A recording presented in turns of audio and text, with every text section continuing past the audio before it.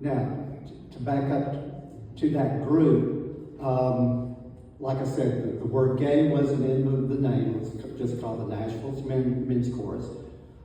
We had a lot of support from the Unitarian Church here. We actually rehearsed here and then across the hall in their fellowship hall, I guess it's what's called Morgan Hall across the way here.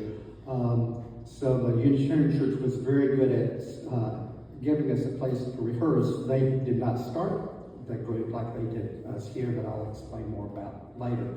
But unfortunately, after 3 years, we went through a couple of directors because of people having to move with their jobs and so forth. But the last director we had that year wanted to do a Gershwin concert. So we were going to do all Gershwin music. And one of the songs we were going to sing was Someone to Watch Over Me. Well, if you're familiar with the words of that song, there's a phrase, I would like to add my initials to his moniker. Well, we had some guys in our chorus that I cannot get up in public and admit that. So that's what broke our group up. Because they couldn't get up and admit in public that they were singing in a gay group. And so the chorus fell apart from that. So that's where Nashville was 30 years ago. Take us to, Ray, if you would, take us to how you learned about Nashville and Harmony 20 years ago when it was first formed. Were you part of the forming group, or did you learn about it from Pride as well? No, just like Roger said, they had a booth at Pride and were collecting email addresses for people that wanted to audition. And just, going back, I sang in choruses from the age of 10 all through school and church choirs up until I graduated from college, and then, I quit going to church, and I looked for, I didn't try out at the Cadence course until it was already gone. So when I saw the booth at Pride, that was just like right up my street. Right? Yeah. It's hard to find out about it.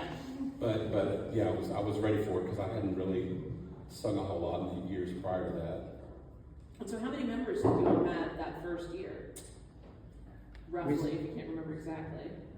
We started out with around 20. We at our first concert, which was in this hall here, we sang with 17 members. Then we did auditions and finished up the year with 35 members at a spring concert. Because I remember going and being very proud that we were now, I had to go to the Unitarian Church who sponsored us that first year to their board meeting to give a report of what we'd done. And I remember being very proud. We now have 35 members. Was the Unitarian Church supportive of very much as it started? Yes, to give you a little history about how the chorus was formed, in 2003, the Unitarian Church here, their music committee sent some of their members to Gala to find out what's involved with forming the chorus, and so they brought back a group of people with some information from Gala, and they set up, they did ask some other groups in town. At that time, about the only places were just gay bars. There were very few, not any other type of gay organizations. There was a gay chamber of commerce. And they did ask a few other organizations for information of how to get things started. But they set up a booth at Pride that summer, and that's how the 17 of us, or 20 of us that signed up, got recruited. And how about serving for the organization itself? You guys both have served in leadership, correct? Correct. We had our founding, the two people that organized the group, I had to write these things, got them together. Tim Fudge was a local person here in town in music, and somehow he got involved through the Unitarian Church, and then John DeVault was on the music committee here with Jason Shelton. Jason Shelton was the music director here. They were the main people that were recruiting people at Pride. And that first fall, a lot of the work was on our director's John Duvall's shoulders, and so he was needing some help to get things organized and that type of stuff. So he just asked a few volunteers. So Susan Compton and Trixie Smith and I helped him out that first fall.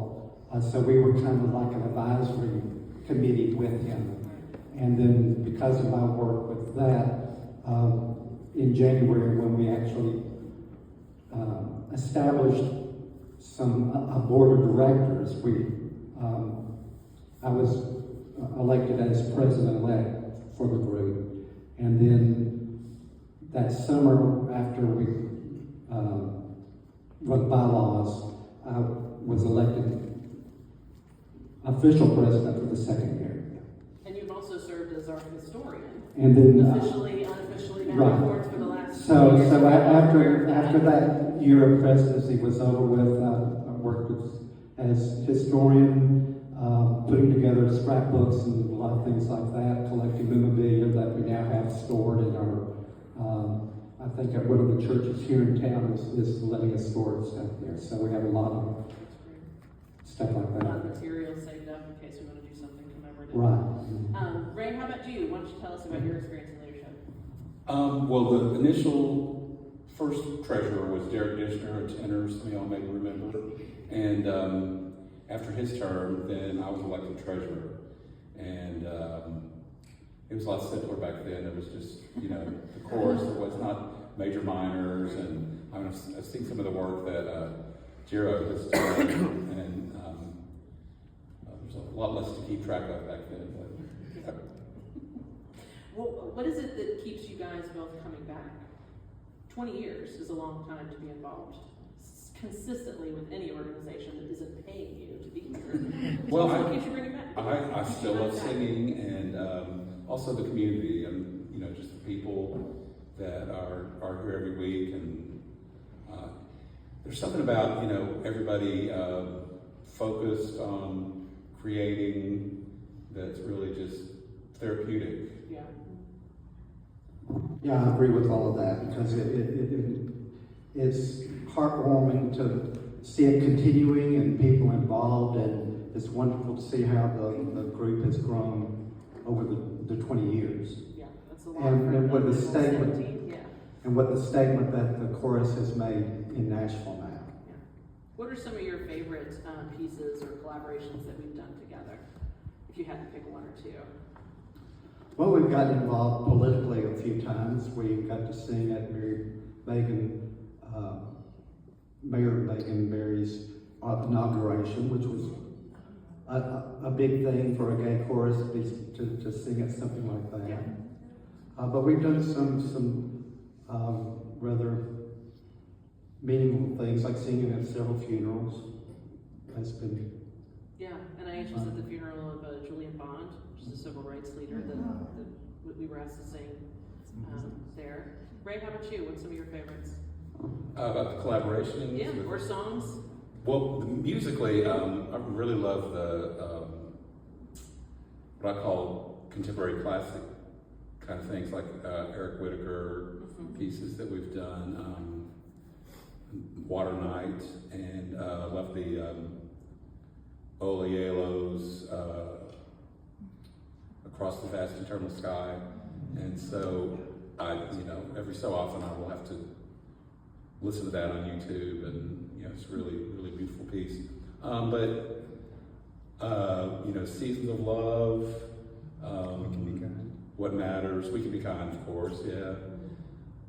Are Those have some really of my become favorites. standards over the last 20 years that Yeah. are coming out at different times. Yeah. And then we did a really great arrangement of Over the Rainbow. So Yeah. those are some of my favorite pieces. Well, go ahead. Codebreaker was, I've been singing in choirs for 55 years on and off, and that at this point is the highlight. And how that came about was the artistic director at One Voice Charlotte, I guess, reached out. While he's taking a sip, Codebreaker was in 2017, and it was a collaboration to write a piece about the life of Alan Turing. And it was a big piece. It was 40, 50 minutes long, something like that. It was a long piece. Well, it was originally commissioned by the Hertfordshire Chorus in the UK, and the music is just brilliant. The text is so moving. It uses poetry. It actually starts with some of Turing's own writings about his youth and his love of math and science and astronomy, and his love for one of his schoolmates, Christopher Morcom, who tragically died at the age of 18. So then it moves on to his work in World War II, helping defeat the Germans by breaking the Enigma code. And then to his own death, he was arrested for indecency, and was sentenced to castration, and so he died by suicide.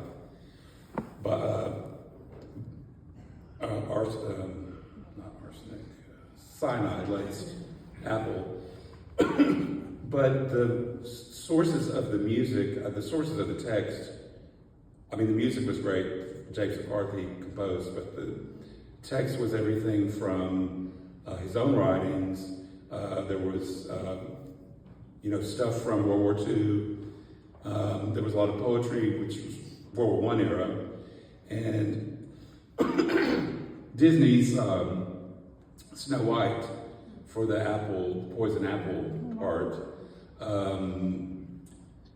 Oscar Wilde's De Profundis, and Sarah Teasdale. Well, that was the last movement. Well, she had some other poems in there too, but the last movement was perhaps If Death Is Kind. And that was really the emotional climax of the whole thing. Yeah, that big, for any of us who were there, everybody's kind of, because we don't remember it. There are former members who have tattoos of things that were in that piece. And James was able to come to the performance of it because it was the composer came because it was the first performance of it in the U.S. Yeah, North America. But it wasn't here in Nashville. Where was it? No, it was here in Nashville, but the first time we did it, though. Right. It was in Second. Charlotte. We went to Charlotte after. Did we go to Charlotte first? Charlotte first. Charlotte first. Okay. Well, in any event, he came to both performances for sure, but I remember we went to Charlotte first too because we performed it with One Voice. Yeah. And the bus broke down. Yeah. Oh yeah, bus broke down more than once. Were you on the struggle bus? I was on the struggle I was on bus. the struggle bus. Struggle bus for life. We had two buses Two from great Nashville buses. to Charlotte. Tell us about your recollection of the struggle bus situation. I think we had stopped for lunch in maybe Asheville or somewhere like that, and we just got down the interstate, and one or several of the rear tires just shredded. So they came out and changed the tire, and same thing happened again. And so then they had to bring us another bus from Great Line, but one bus went on so that we could get there, and a lot of leadership and folks. I think we had some of the older folks, and I think maybe a couple pregnant women. They went on with the original bus, and some of us stayed behind and volunteered for the struggle bus. And yeah, it was just a flat tire, and then it turned into actually the fender had shredded. So we had a 2-hour break in Asheville and another 3, I think, about an hour away from Charlotte, just on the side of the road. just sitting on the side of the interstate. We had cards, we had a deck of cards, Yeah. we had some snacks.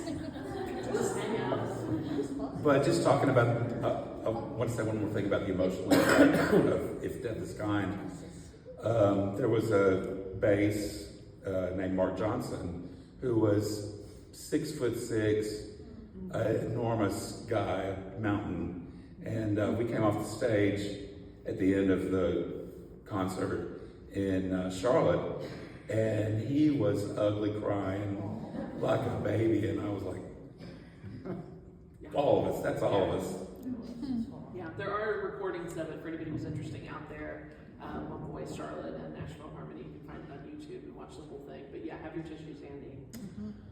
What other memorable trips do you remember? Well, Tell one me more thing the about end of that one first. yeah, the end of this one. So that was in the spring, and then later we got word that the Hertfordshire chorus, the original chorus that performed it, was releasing a CD, and they were going to do a concert for the launch of the CD, and they invited 16 people from National Harmony and One Voice Charlotte to come over to the UK and sing that concert with us. And we drew numbers for our 8, and I was fortunate to be able to go to that, and it was quite an experience. Singing in the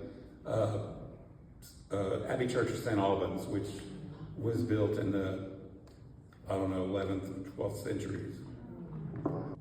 Next. Any other trips that you remember? We did another. I know another really impactful one was the Birmingham. The Birmingham trip. JT, you were our coordinator for that. Would you stand? Would you explain to us what all that involved with the chorus? We had, how many? 3 busloads of us that... At least 2. I don't remember if it was 3 or not. Okay. But at least 2. And I actually moved to Nashville from Birmingham. And part of the reason I moved from Birmingham was because it was not safe to be me in Birmingham. And it's still not very. We went and collaborated with the gay chorus there. I think it was, I know that it dissolved at least once. I don't know if they're back together again after. It wasn't because of us. It was just later. they weren't able to stick together, unfortunately. But it was such a moving trip because we did spend time going through the park where the children during the 60s were hosed down during the Civil rights era in the 60s. Yeah, the 60s civil rights movement, and then there's a museum there. But one of the most sacred, there were 2 sacred moments for me personally. I think, one of them was definitely a group sacred moment. We got to go to I never remember which street it is, 16th Street Baptist Church, where 2 or 3 young children were killed during the civil rights movement by a bomb. Somebody bombed the church. We just happened to run into someone who, while we were going through the museum, or either when we had just arrived or come back, I think she was from the chamber and had come to give us some information. And she agreed to let us in that church. She was a member and had access to that building. And we went and sang Lift Every Voice. Lift Every Voice in that sanctuary, and I can feel it right now in my being, that feeling of sacredness to sing in that place.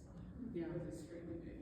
And I think that was 2011, that trip, because I joined the season after that trip, and it was, the electricity was still palpable in the group. Like, everyone was really connected by that experience. It seems like traveling with NIH is something that solidifies those bonds. So I know I'm really excited about the gala trip this year, whether it's something as sacred as that, or Codebreaker, or getting kicked out of a mall in Knoxville because of a flash mob rule that we didn't know about. So I do have to just share the other sacred moment for me, having come from Birmingham, being completely in the closet. I came out to the world. The story is long I came out, while I was here in Nashville. And so I got to ride back to Birmingham with at least two busloads of my friends and sing out loud in that city. It was, yeah. Thank you, JT. Now, JT, what did we, when we left Nashville for that trip, did we first spend the night someplace and we did Yeah, Chattanooga. We Yeah, we did some, did service projects. And some, folks who were doing work for, food bank, I think, and also a tornado had just been through. So we were helping organize stuff for people to come pick up. So we've done other things besides just singing. What are some of those other things you remember that we haven't talked about yet? Well, like helping that food bank there. Got to sing at the National Symphony several times when they used to do the music day, free day where people come in. Music. So a couple of times we sang in their lobby. Then the last time that we were there, we got to sing on their stage before we did our 10th year anniversary there. So that was a nice way to reach out to the community. Some of us sang backup for Barry Manilow at the Bridgestone, right? And of course, we sang with Tanya Tucker a couple years ago. That was a lot of fun. We had Demi Lovato as well. I'm hearing that from. I didn't do that. Yeah, Molly. Remember singing, pop-up things at the dog show and at the Grocery store. I think she said grocery store, remember? yeah, the grocery store in Green Hills. Whole Foods. It was incredibly fun. That was fun. Maybe even the dog show was most remarkable. Huge audience and people as well. Yeah, that year we had scheduled to do pop-up shows several times. After that one was a success, we had planned to do a second pop-up show.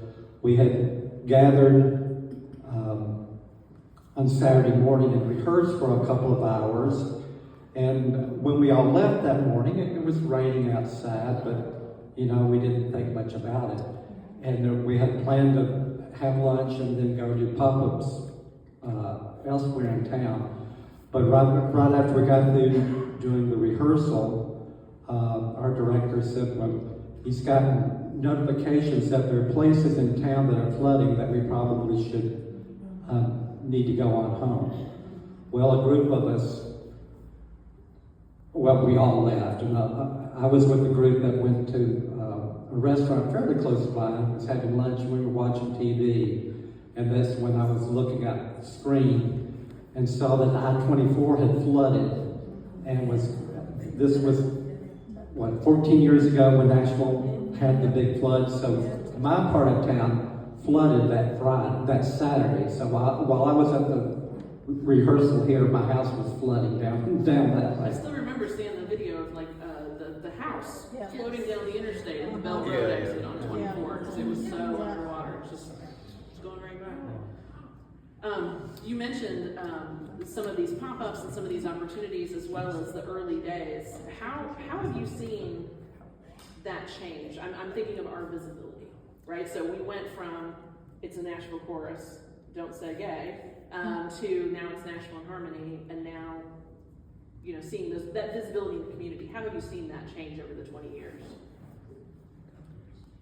Well, I mean, it's gone from here to we're much more visible, like singing at the mayor's inauguration, doing these other events. So it's really changed a lot. Yeah, I've seen that in my time as well. Like I remember I think we sang the Christmas tree lighting, and they were like, it's a Nashville group, and it was kind of it wasn't really clear on who we were, but it seems like more and more we get introduced to the places. Doing the leadership national groups, they know who we are. Yeah. And how as we've grown, you know, it's worth noting, right? It was a pretty small group, and it was mostly gay men to start with. So how have you seen, you know, we're talking about New Harmony here, so it's worth talking about diversity and the different, you know, That first year we dynamics of the had group. men singing soprano parts. Yeah. Right. In their range, yeah, in alto too. When did you see that start to grow and change? Probably second season So right away? after that very first season, yeah. Well, the diversity has really been great. He mentioned the men's chorus. That was, and actually, you know, in my mind, that's where I always saw myself singing.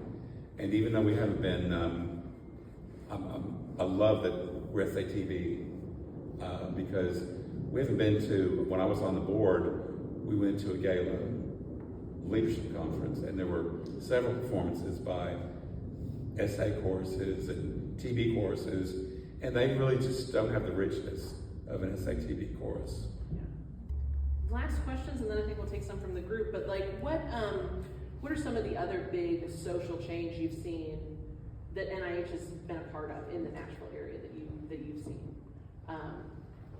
You know, is it just showing up for the mayor, or do you think we've been able to help push some messages out there? What either big social ones or even small individual ones? What sort of impact have you seen NIH have? Well, financially, I know from the very first year, the Unitarian Church sponsored us financially for the first year. And we tried our best that spring to apply for grants here in town and in Tennessee, and no one was giving gay organization grants. And now, you know, we can apply for them and we receive them. So obviously, you know, I feel like we've helped educate Nashville that we are a deserted group. Ray, what about you? Well, I think just by our very existence and our visibility, it's sent a message to the greater community of you know, we're part of the community. And also, you know, Major Minors is a big, they do great work for kids, and so that's been a big part of what we do. I'm a pretty big fan of that group. I bet you are, yeah. Yeah, and they are, I think, maybe there's only 6 or 7 other youth queer courses like Major Minors in the country, so that's really unique, and they are able to be funded by grants and things like that. So how many now? 9? Thank you. I was looking back there for the updated number. I think you have it. So yeah, and that was formed in 2018. Yeah, 17. 17 was the first announcement, and then yeah. What other questions exist out here in the audience for our founding members? Yes, I had one hand up here first. Yes. Chief, do y'all remember the date or the timeline when you first found out about the auditions or when you first rehearsed? Yeah, I mean, I first found out about it, it was probably June of 2004 at the Pride Festival, and then auditions were probably in August, and we started up in September, and did our first concert December of 2004. Reese? Roger, you said that initially, before Nashville and Harmony, there was like a men's chorus. Was this, and people left because of the words. Do you think that an SATB chorus was formed to alleviate anybody having stress over words because it's everyone choir? Was God the first director? No. Okay. No, about 10 years passed, so I think it was just the interest of the Unitarian Music Committee here that they were interested in forming a group, and they went to gala and saw the differences between the all men's choruses and the mixed groups. And our first director was John Duvall. He was part of the Unitarian Committee here, and he was our director.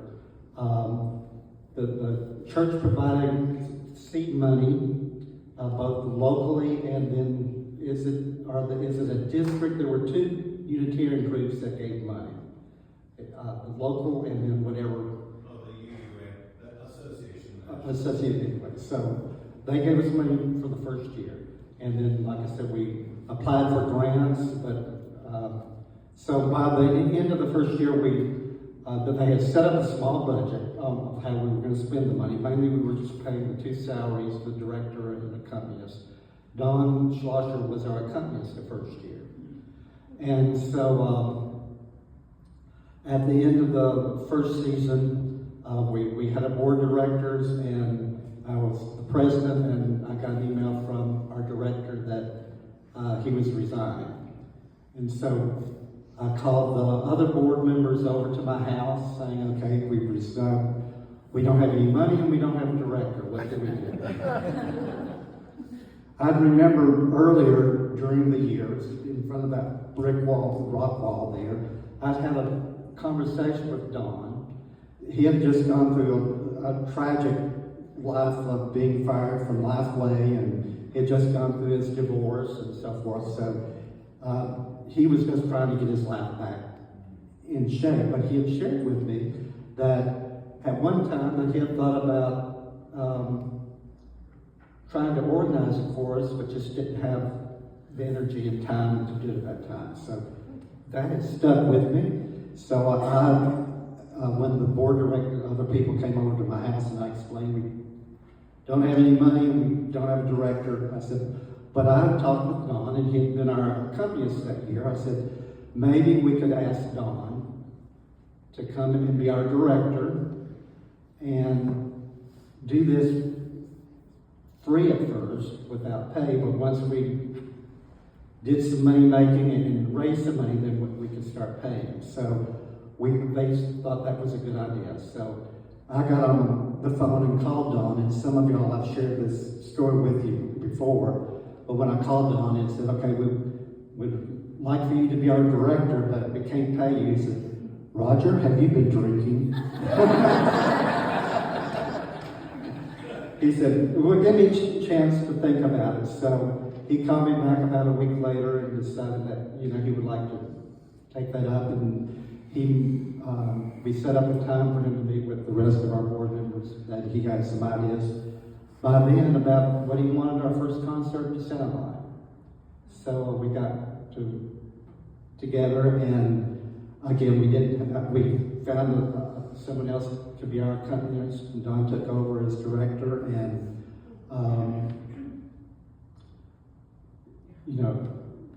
that's how all of that started. Really after year one, right? That spring, we did our own money-making and raised quite a lot of money. We had our own auction type thing where people donated things to be auctioned off. We had it at a play downtown at the bar and raised quite a lot of money. So that got us through that first year. Nice. One thing, Reese, that your question made me think of, though, I will say, I don't think the group wasn't formed necessarily to be a place where people could, not worry about the words as so much, but I do think it provided, at least when I joined in like the 8th season, it provided some accidental shelter for people who maybe wanted to come and be an ally and could come sing and than just not necessarily ready to step out. Yeah, I do think that's something special about Nashville and Harmony and SATB choruses. Wesley? Yes. So I'm just thinking about how now we talk about a lot of these things so open about our gender identity, our sexuality, and even like subcategories of romantic, aromantic, all of that kind of those things. The shirts have rainbow imagery on them. Can you say more though about like what it was like to share in that first season of this group, at least? Was there sharing about your sexuality, your gender, etc., did you not talk about it? What was the kind of It was not talked about because this group was advertised as LGBT and allies, and so we didn't know who was just an ally or not. And we knew that we had quite a few people in the group that were not gay. When did you see a shift in people kind of claiming identities, various identities of start seeing people say, I know I am gay or I am bi or whatever they're. I guess after about 4 years into it, because we were still in this little cocoon here, doing our concerts here, but once we ventured out, going to TPAC and putting a show on there, or War Memorial Auditorium, or at Vanderbilt, all those places we performed at. And once we started going out into the public, that's when people got more comfortable. I still remember that being a little bit of a cultural norm when I joined too, that it was like you don't ask. It was still a we don't ask, we don't tell, and at some point it did start to be like, oh wait, it's important to make space for people to tell. If they want to, and opt in, right? And not be like erasing. I was just wondering how, when this was formed, it would have a lot of allies. And are there other Gala courses that also have allies, or how unusual is that? And has that persisted through the 20 years? I believe there are other Gala courses that have allies, but I don't specifically. Does anybody? How about this? Does anybody in the audience have an answer to that question? We might know more. Yeah. I'm saying both New Orleans and Seattle men's choruses, and Seattle men's chorus has several men that are Welcome's allies as well. Yeah, and I sing in Cincinnati, and their founding I mean, they weren't even called the Cincinnati Gay Men's Chorus because they wanted to be very inclusive. Yeah. And so some of their founding members were straight allies. Probably moving, and I've been trying to, like, depending on where certain jobs are, I've been looking what they have, and quite a few of them list their open allies. Although it's interesting how many of, like, we're just from the areas I've been looking, the SHTB is still, a lot of them are still tenor based, Right. but they're open to anybody. I've noticed that started to change where they're open to however you identify it, and plus allies, as long as, but they're also tenor based. The musical parts are tenor based. As long as you're saying tenor based somewhere in there, they'll take whoever would like to join them. I remember when I was in leadership early on, there was some discussion and concern that we were getting so many allies that we were worried about losing our identity as a LGBT plus chorus. So glad to see that never happened. Right. Yeah, because you want allies to come support you, but it is Not take over. meant to be a space for your community. And I wanted to say something else about the transition from first and second season to when Don Schlosser became artistic director, because the first 2 seasons we stood up here and held our music, and I remember first time Don told us that we were going to do our music, and I was like, oh, this is very different, but it took us to a whole new level. I was going to ask, I know that like with an organization like this, there's a lot of pieces that go on behind the scenes to make sure the sausage gets made. And so I was going to ask, like, especially in those earlier years, since you already mentioned like applying for grants was hard, was there anything else that you ran into challenges with to keep the organization going, especially with like the social climate of that time? That's a really good question. Well, the first obstacle I ran into is for our first summer, where we had, like I said, been under the umbrella of the Unitarian Church, so we were now ready to establish our own identity, and I looked to Gala for help, and they were in the process of moving their main office from Washington to Seattle, or Seattle to Washington, anyway, so they couldn't give us any help. So I was kind of frustrated with that, okay, we need help here. And so I wrote to several other cities that had choruses and asked for copies of their bylaws, so I could, when I wrote our bylaws that first summer, I had something to base them on. And we actually met here to vote on our bylaws, so that was an obstacle itself. But Ray, do you remember any? Yeah, well, we didn't have any attorneys in the chorus at the time, but I knew from my working with nonprofits, what was involved in forming a nonprofit corporation. So, we got the charter, we got the IRS ID, and all that kind of thing going. It was, just the nuts and bolts of it. Yeah. I mean, there have been several, probably more than we care to admit, financial moments like that. Some where we had no money, some where we had less than no money, and we still owed people things, and have always managed to claw our way out through a variety of fundraising efforts or individual giving, or scaling back, making choices about scaling back and what we can do to ensure our longevity. That's a great question. I'm sure we can fill a whole binder with some of the things we know and plenty we don't. I bet from when other folks are in leadership. I was going to ask, did either of you have an opportunity to give any input on the name or the mission statement of the group? But the mission statement has developed about 5 years into the chorus.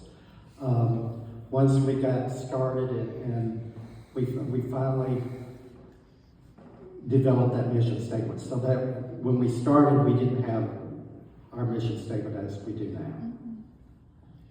Yeah, we had some facilitation help from the Center for Nonprofit Management in developing the mission statement and so on. Was there a lot of discussion about what it should be? Just among the board, really. Was there another name for the group, by chance? Curious? No, it was National in Harmony from the beginning. Yeah. Was it hard to move out of the Unitarian Church, and it's been in so many different churches? I wonder how that was facilitated and how it was received, and how did you have to pay it? I don't. Well, Was second period. They had just given us seed money for the first year, and we were told, you will take care of yourself after that first year. That it wasn't a bad thing. We knew that we were to do that. As I said, I went to there and gave a report of what we had done and thanked them for getting us started that first year. And but we continued to rehearse here for several seasons and did our concerts here also for a number of years. So it wasn't, I think, until Don became the music director at Glendale Baptist Church that we Second Presbyterian. We had performed for a Sunday service at Second Presbyterian Church, and so they invited us to rehearse there, and it was a brand new sanctuary, great facility. So we moved over there, and that was part of that was just our breaking away from establishing our own identity separate from First UU, which was something First UU wanted at the time too. I think we stayed there 2 or 3 years, and then I think they wanted us to pay more than we were paying, and so that's when we moved to Glendale. Right. Yeah, That was also where we recorded the first CD. Right. Yeah, we recorded the first CD in the Second Presbyterian Sanctuary. It seems like a lot of our homes, even if they were temporary, were typically aligned with something the church wanted to do as well as part of their outreach or mission. And I know we gave donations sometimes, even though it was technically a free space, we would give like an honorarium when our budget allowed to places like Glendale, and they were generous hosts for a time. You had concerts at Vanderbilt too. We formed a Blair School, and there's that one that's really a lecture hall where we did concerts. I can't think of the name of it. Langford Auditorium, yeah. I thought I saw hands, but there we go. Go ahead. Do you know when the Major Minors first started, and if there's any stories around how the Major Minors came to be? I could help with that one. So the Major Minors started in 2017. Was their first show, and actually Shay, who is in the back, was the first person to really carry that organization, really created that organization and carried it to its end. We announced it before it existed.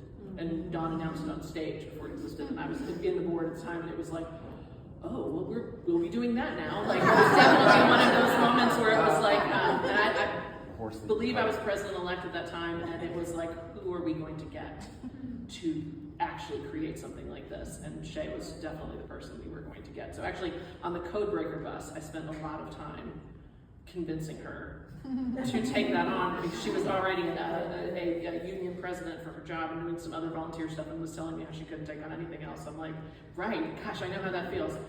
I still need you to take this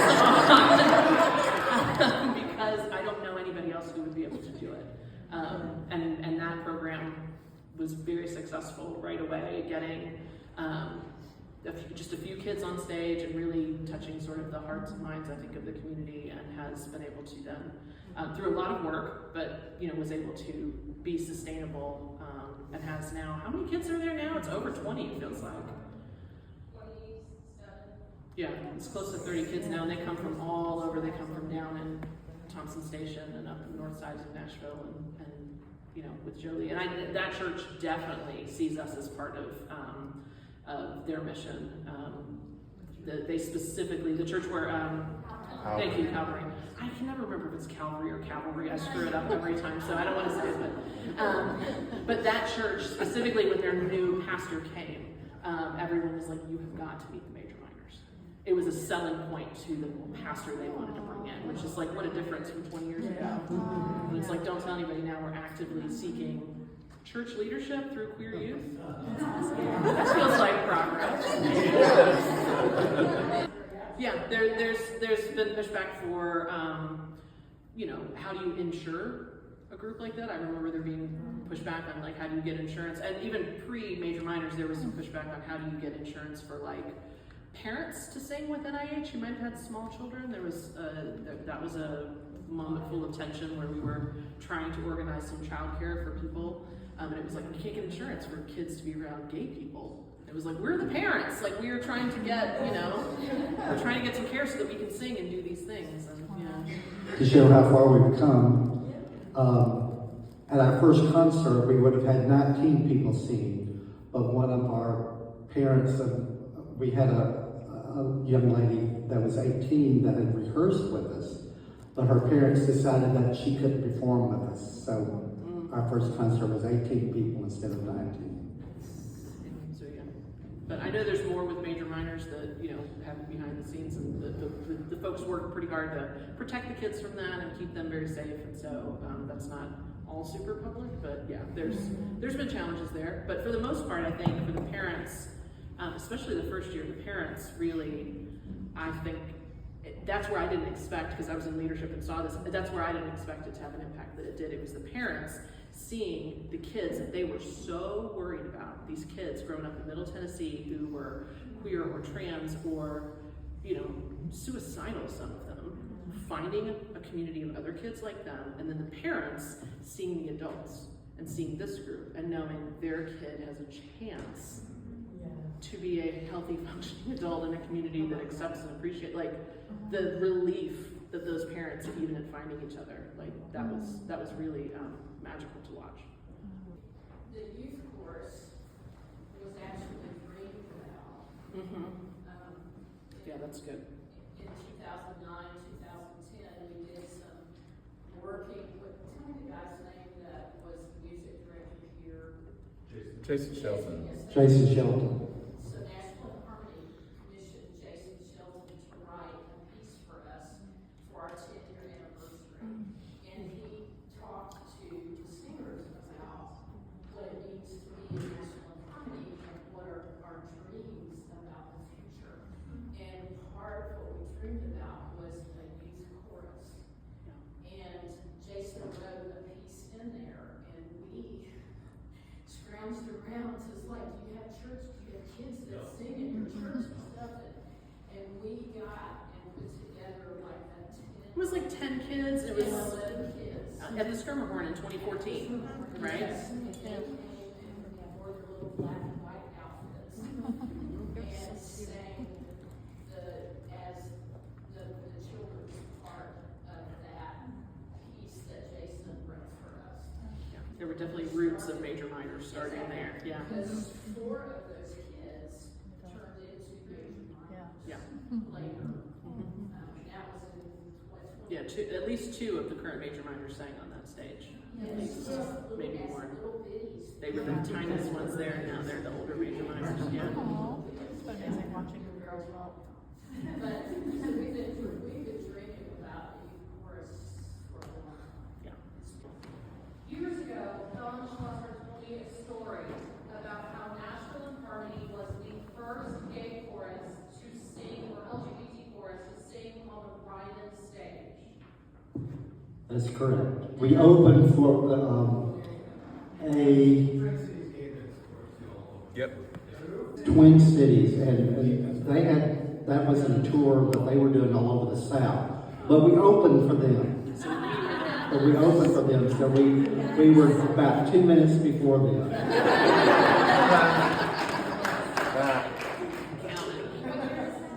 That would have been, 06 or 07 or something. do you know what year that was? It was our end of our first. Before 2000. It's pretty early. Yeah. It'd been 2005. 2005, because it was, I was going out as president and our new president was coming in, so. You didn't come in until 2005. Yeah. So, 7, Around then. 2007. Right, around that First, in time. the first 3 years, yeah. Exactly. Mid-aughts. Time flies. And Collaboration has been part of our history, and one of the other ones that we haven't talked about is helping the Knoxville Gay Men's Chorus start. And Don mentored their artistic director. We went there and opened and sang with them for their first show in Knoxville. So we've done quite a bit with Birmingham, Knoxville, Louisville. Indianapolis, there's a women's chorus that we've had history of doing that, and I think that would be something wonderful to think about for people in Wesley. Something like that.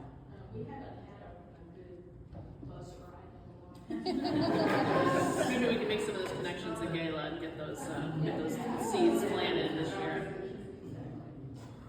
Ray and Roger, thank you.